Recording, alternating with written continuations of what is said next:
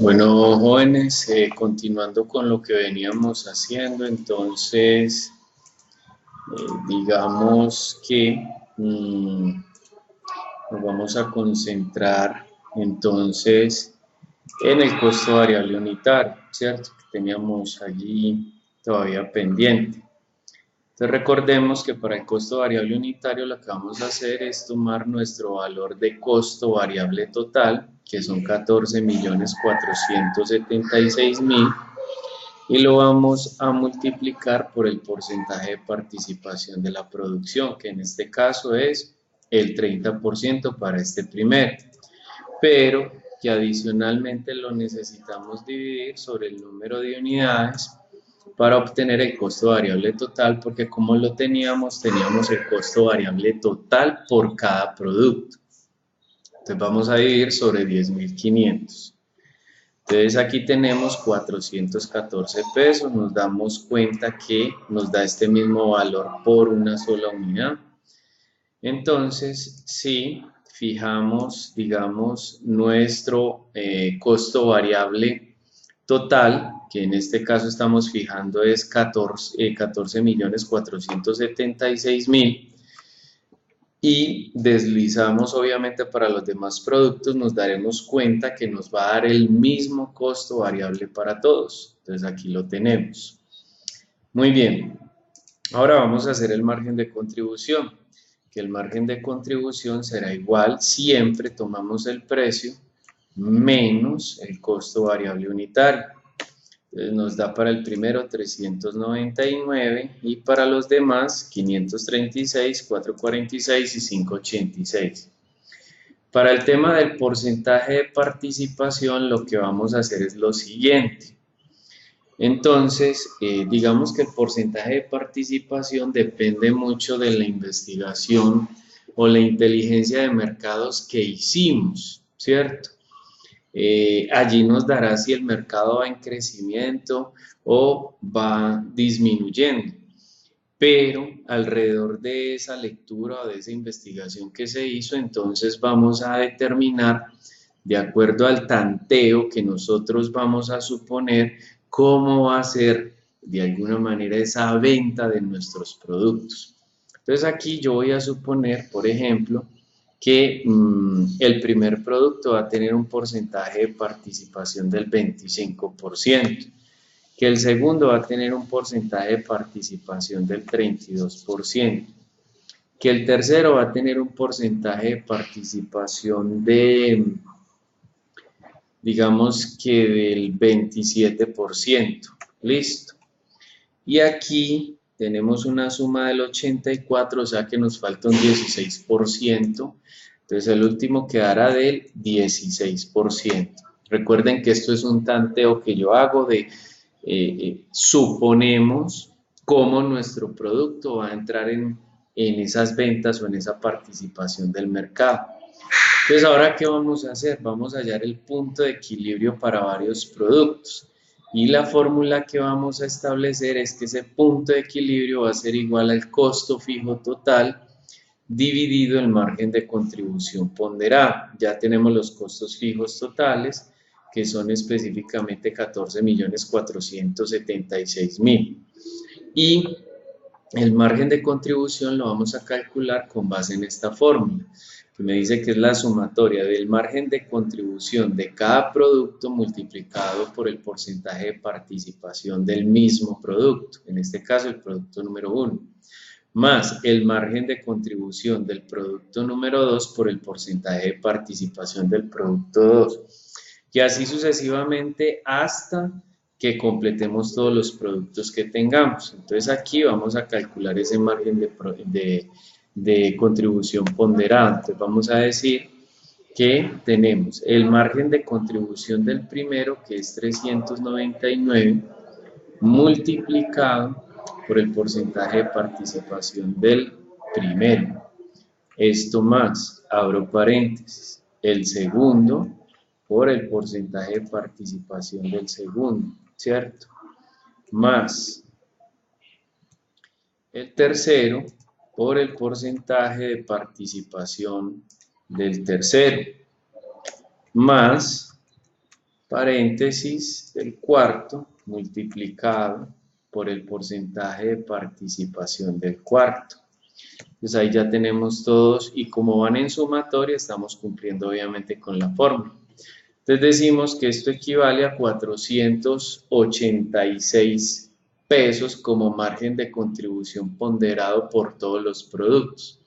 Entonces aquí vamos a calcular nuestro punto de equilibrio en unidades de manera general. Entonces tenemos que el costo fijo total es de 14 millones, perdón, no es costo variable, ahora me equivoqué, el costo fijo total es de 8.300.700, ¿cierto? Y todo eso lo vamos a dividir sobre 486 pesos. Entonces tenemos un punto de equilibrio de 17.000 unidades. Vamos a decirle redondear a esto. Listo. Para que nos queden cifras sin decimales. Entonces aquí tenemos 17.085 unidades. Vamos a hacer un pequeño análisis antes de continuar. Si nos fijamos, nuestras unidades totales son 35.000 unidades, ¿sí o no? Cantidades a fabricar, 35.000 unidades. Pero resulta ser que nuestro punto de equilibrio es de 17.085 unidades, o sea que estamos superando nuestro punto de equilibrio. Al superar nuestro punto de equilibrio, eso significa que a partir de la 17.086, la operación empieza a generar utilidades. Si este valor nos hubiese dado por encima de este valor, eso quiere decir que debemos masificar los esfuerzos para que la empresa esté en punto de equilibrio. Solamente fabricando 17.085 unidades, nuestra operación no gana ni pierde en el ejercicio de la operación. ¿Listo?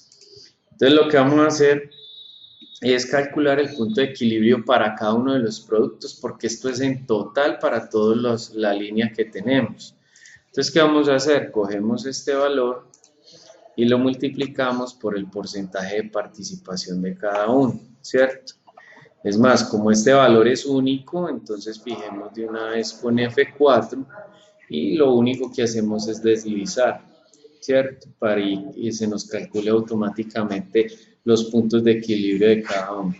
Entonces miremos, por ejemplo, para el primer producto son 4.271 unidades y estamos sacando para el primer producto 10.500 unidades, ¿cierto? Para el segundo es 5.467 y la idea es fabricar 7.900 unidades. Entonces, ¿qué pasa? Para poder garantizar de alguna manera utilidades sin que la empresa pierda, sino que empiece a ganar dinero, debemos garantizar en el primer mes de operación estas cantidades. Si no alcanzamos en el ejercicio de la operación de la actividad a vender estas unidades, debemos garantizar estas unidades, ¿cierto? Eso con el fin de que la empresa no pierda, pero que de alguna manera se estabilice para poder garantizar los costos y los gastos de la operación. Si a las ventas están por debajo de estas unidades, ahí es donde la operación se va a ver afectada, la empresa se va a ver afectada, va a haber insuficiencia desde el punto de vista para poder solventar los costos y los gastos. Entonces, pilas que de una vez les estoy diciendo cuál es el tipo de análisis que deben hacer, porque no es solamente hacer los cálculos, es también manifestar unas conclusiones frente a los cálculos que ustedes están haciendo. Entonces deben hacer unas descripciones propias de cada uno de estos números. Muy bien, ya teniendo entonces todo esto hecho para un solo producto o para varios productos según el caso que ustedes tengan, entonces lo que vamos a hacer es transcribir toda esta información en el estado de resultados básico, que lo tenemos aquí en esta hoja, ¿cierto? Pasemos el orden para que se vea pues como muchísimo más organizado. Entonces aquí tenemos el estado de resultado variable. Entonces vamos a llenar toda esta información. Para llenar esta información lo que necesitamos entonces es transcribir la información. Aquí vamos a pasar las unidades que se van a vender. Para eso entonces vamos a hacer un estado de resultado con estas unidades, no con estas, porque si no el estado de resultados nos daría 0, ¿cierto? Porque salen las unidades en punto de equilibrio. Lo que queremos saber es cuáles serían las utilidades en caso tal de que se generara esta producción. Entonces vamos a transcribir esto, control C, nos vamos entonces para acá, no lo vamos a pegar como fórmula sino como número. Y aquí entonces empiezo a tomar decisiones. Miren que nos dan las 35.000 unidades. ¿Qué decisiones debo tomar? ¿Voy a producir las mismas cantidades durante todo el año o qué vamos a hacer? Digamos entonces que para este ejercicio lo que vamos a hacer es que vamos a producir durante 6 meses la misma cantidad y que para el resto de las cantidades vamos a establecer un incremento, pero ese incremento con base en qué lo vamos a realizar. Entonces tenemos que hacer, digamos, una investigación adicional. Para eso vamos a buscar las proyecciones macroeconómicas de Bancolombia 2018.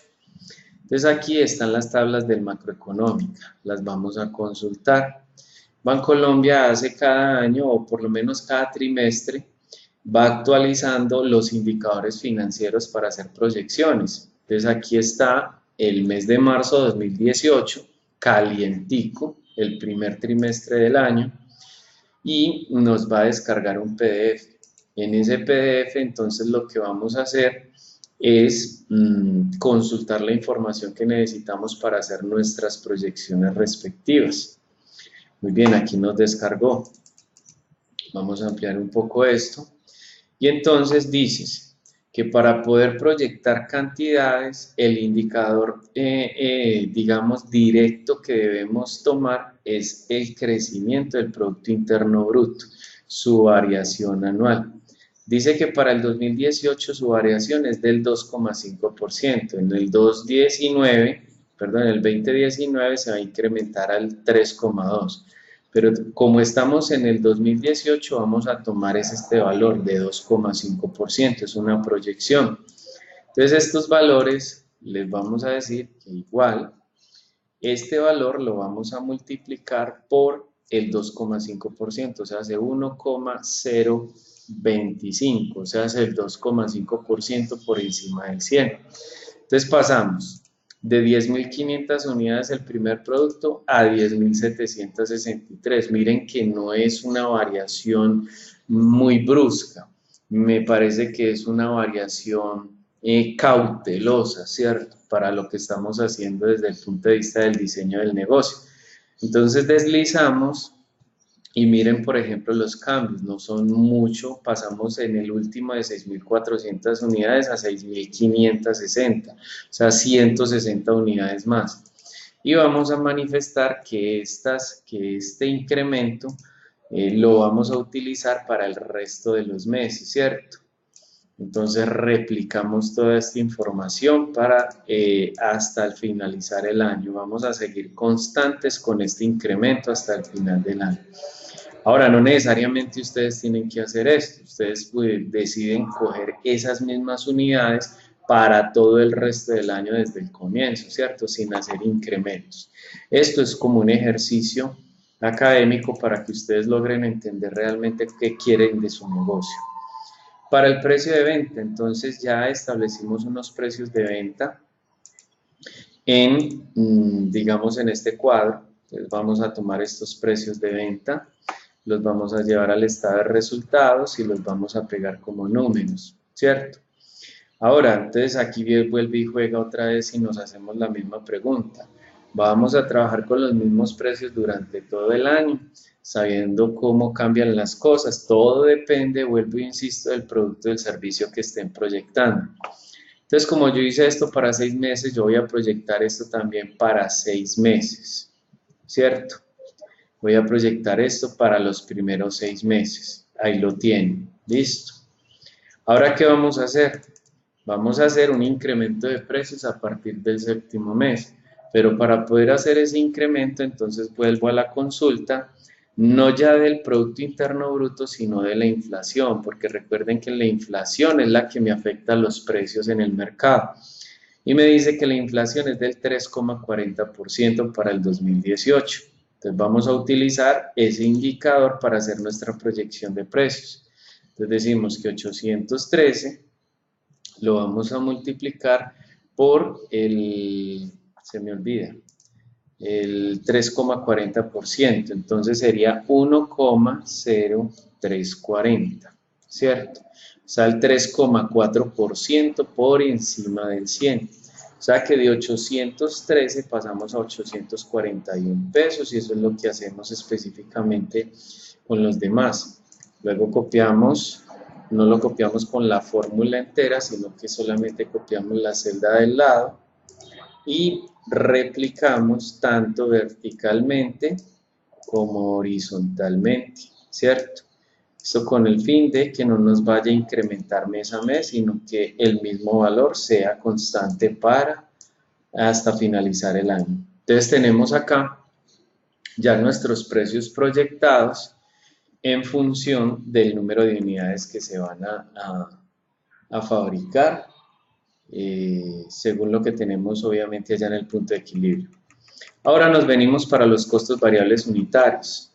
Recuerden que para el costo variable unitario tenemos también en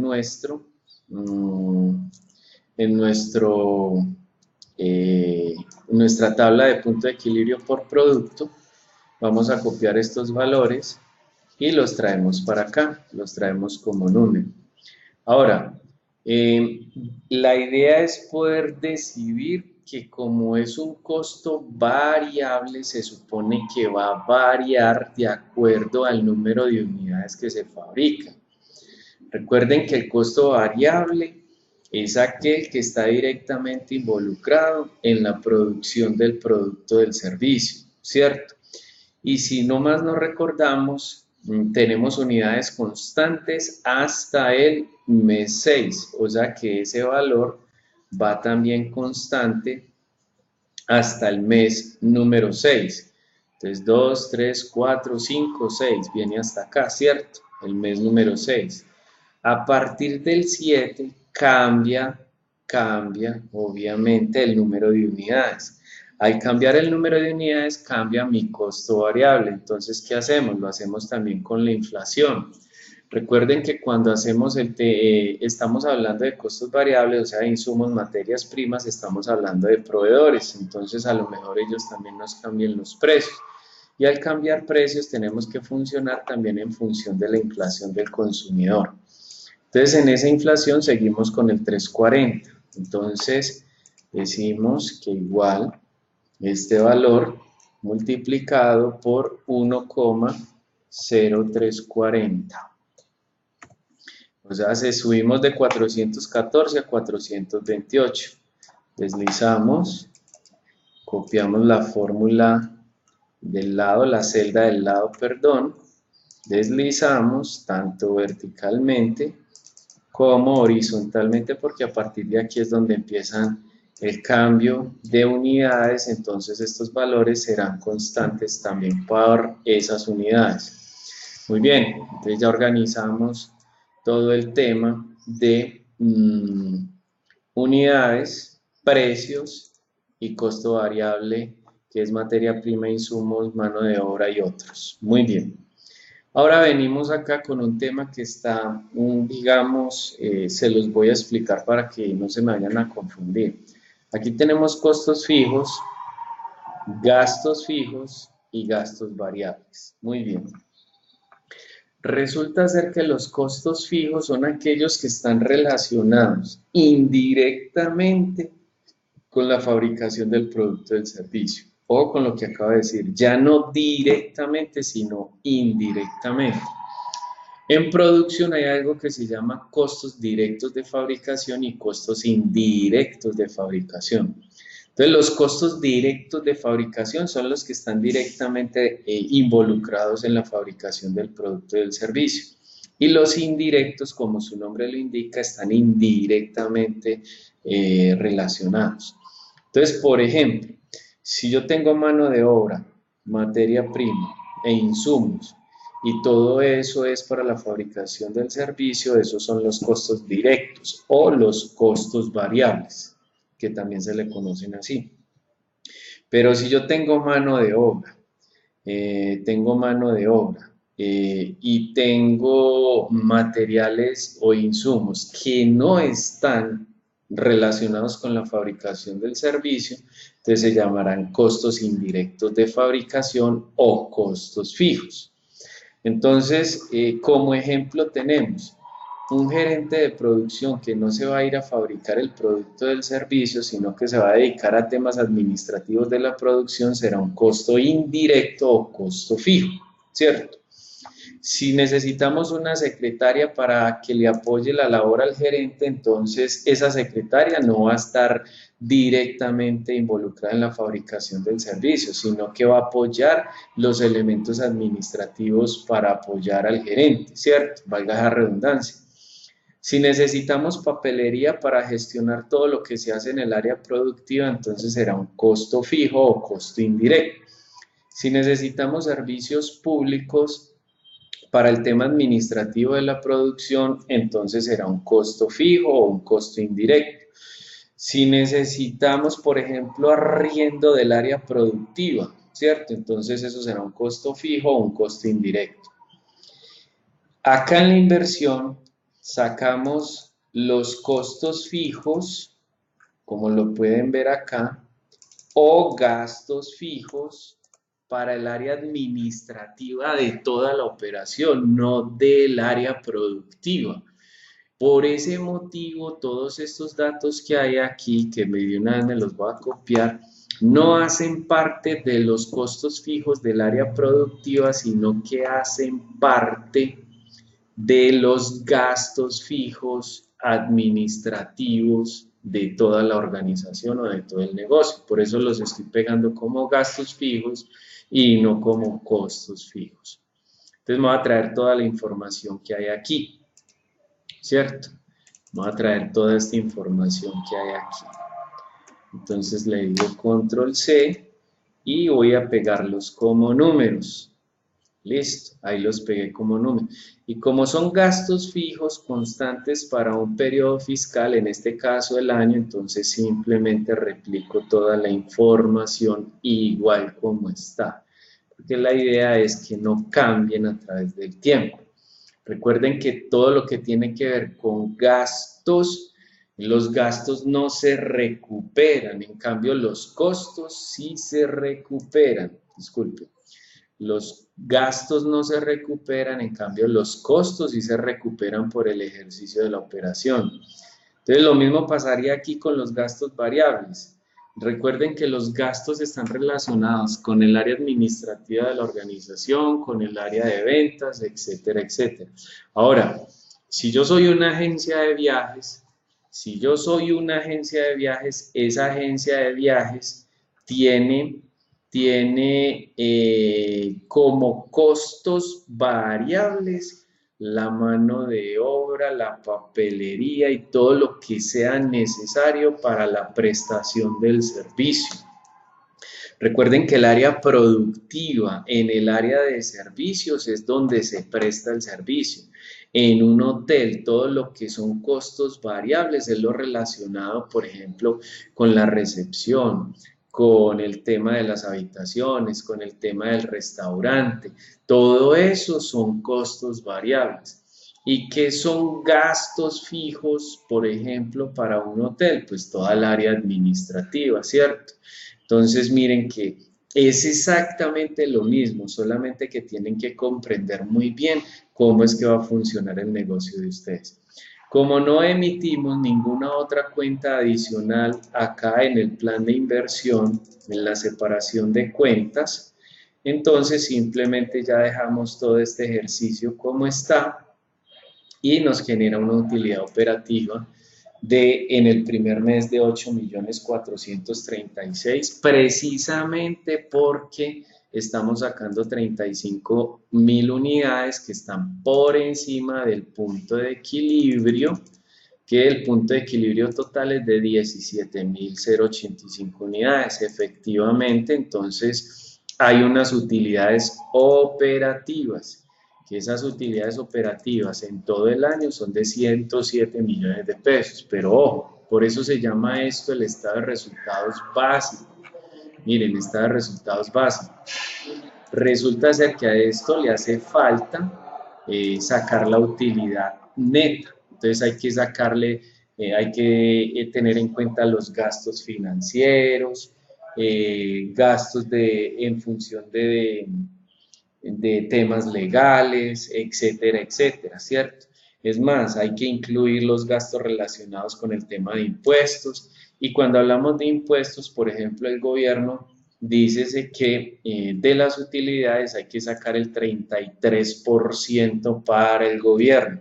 Entonces, si uno vende 2.000 pesos, 33% de esos 2.000 pesos van para las arcas del gobierno. O sea que todavía falta información aquí para que se convierta en un estado de resultados completo. Pero por ahora, como estamos hablando del modelo de negocios, solamente necesitamos estos datos. Muy bien. Ya para terminar entonces estas explicaciones, yo necesito que toda esta información quede consignada en el trabajo. Entonces, en ese sentido, lo que ustedes van a hacer es, digamos, en el Word, donde tienen todo el trabajo, donde van a consignar toda la información de todas las entregas que me han enviado. Entonces, al final, debajo del modelo de negocio, del resumen del modelo de negocio, van a consignar las finanzas básicas del modelo. Entonces, ¿qué van a hacer? Entonces, por ejemplo, si voy a ir a la parte inicial de la estructura de costos, entonces yo voy a copiar este cuadro, ¿cierto? Le vamos a decir Control C y lo vamos a pegar en Word, pero no lo vamos a pegar normalmente, sino que se van a ir por acá por pegar, pegado especial, y lo van a elegir hoja de cálculo de Microsoft y le van a decir aceptar. Entonces él me va a pegar como una imagen, pero realmente no es una imagen. Vamos a organizar esta información para que quede dentro de las márgenes según las normas APA. Recuerden que estoy hablando de normas APA, listo. Entonces miren cómo queda de chévere, listo. Ahí ustedes ya miran los tamaños tanto al izquierdo como al derecho. Pero entonces me va a quedar esta información así. Ahora, puedo ampliar tanto hacia abajo también para que me quede toda la hoja. No mucho porque si no se van a ver esos números, digamos, de alguna manera desordenada. Pero ¿cuál es la intención de este pegado? Que cuando yo le dé doble clic a la imagen, entonces me va a abrir como una hoja de cálculo y voy a poder percibir qué cálculos hicieron, qué información fue la que ingresaron, ¿cierto? Lo mismo entonces hago, por ejemplo, con la otra información que tenemos aquí al lado, ¿cierto? Yo voy a pegar toda esta información, entonces lo que voy a hacer es darle Control C, ¿cierto? Control C, me la llevo para el Word, la pego en otra hoja totalmente diferente para que se vea organizada en el trabajo. Entonces le digo pegado especial como hoja de cálculo y entonces miren cómo me aparece allí, ¿cierto? Me aparecen, ustedes organizan muchísimo mejor esto entre una cuadrícula, así como está esta.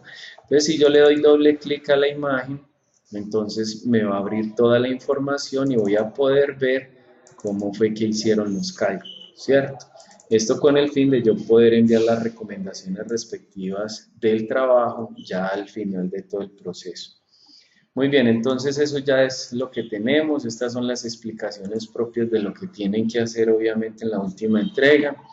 Espero que hayan entendido, que este video les sirva para poder construir su modelo. Es un modelo ejemplo, es un modelo académico, ya ustedes lo hacen con sus datos propios según los costos que hayan sacado en el bloque número 8 del modelo Canvas. Muy bien, que estén muy bien entonces. Si tienen alguna duda, pues me consultan para darles algunas asesorías respectivas a sus cálculos. Y pues no, espero entonces el 5 de abril toda la información respectiva para el trabajo. Que estén muy bien y hasta luego.